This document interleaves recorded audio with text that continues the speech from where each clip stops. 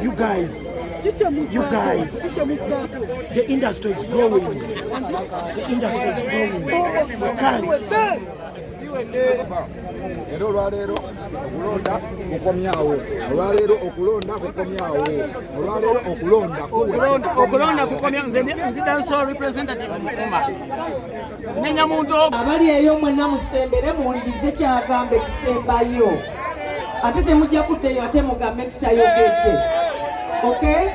Ate musirike muwulidde. Musirikeeko. Okay, thank you. Thank you very much.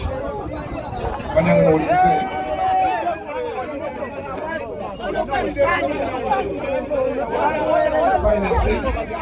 Silence, please.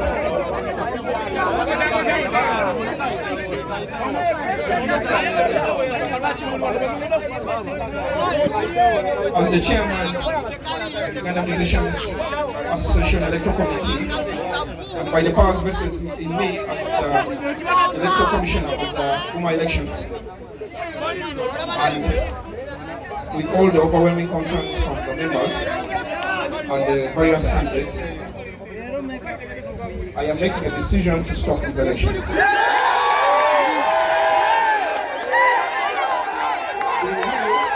We will announce a way forward in due course. We've had overwhelming challenges with technology. However, we will announce a way forward in due course. Thank you very much.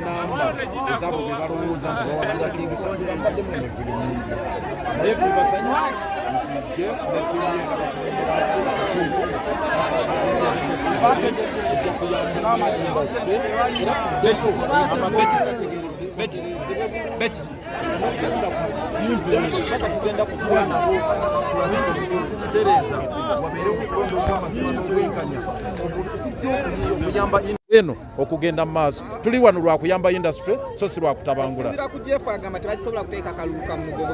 ekyo tugenda kuddamu tukitunulemu bwebanga ye concern tulabe abayimbi bano bamaanyi basobola okukola ekivvulu ne baga nti sente ze tugenda okujjamu za kutegeka kulonda kingisa n'abanene bonna ne bayiika ne bakola show nevaamu ensimbi empitirivu nezitegeka okulonda so bwe mwasooka ne muvaayo ne mugamba temugenda kukkiriza kalulu kali digital era ne muleeta complaint yammwe mwajjeewo amaanyi agasindika ba agent wano no ekintu kyonna nti saha abadde candidate ebbanga lyonna era nga tugamba nti process eno ffe tujja kubanga tugiwakanya olw'okuba tejja kuvaamu kyabwenkanya tuyinza kuwakanya ate nga tolaze ebikyamu birimu so abikyamu tubibalaze naye nze ndi musanyufu nti basazeewo decision nedda ekyo si kituufu. Akalulu twagalako amazima n'obwenkanya,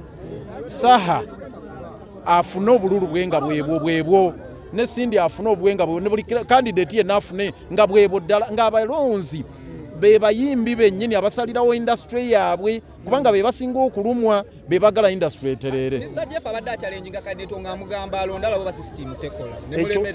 Si kyekyo, kubanga system Jeff naye omulidde annyonnyodde nti system ya NITA yasilowinze down, yalemereddwa okukola omulimu gweteekeddwa okukola. Ekyo akyogedde.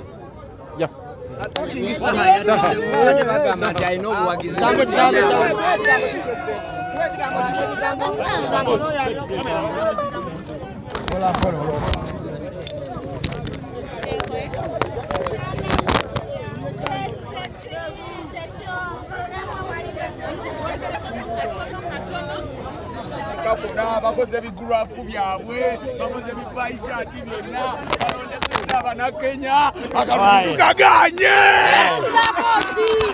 Ate owayo bakagaana mugenda ku After Party. Kiki mwagala?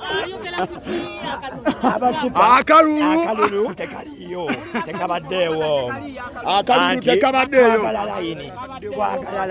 Twagala layini, twagala mugongo ku mugongo. Pepe Busi oba Sindi amwagalako nnyimba ze, oba Saha amwagalako mukwano gwe. Ebyaddala okitegeera, Sindi mwagalako nnyimba naye ebya music. Nange kankubira leadership. Era ekisazizaamu akalulu kano twewala kuvaamu ki mpalana, kuba kabadde kagenda leeta empalana ng'abasinga bagamba kakoze eki, kazannyiddwamu kirungi, kasaziddwamu, kati katulaba amazima ate amazima gali. Ate ekirala King Sir the President akalulu twakawadde abantu, era n'ekirala n'abayimbi kyeka tubivuddemu. Akalulu bantu be balonda.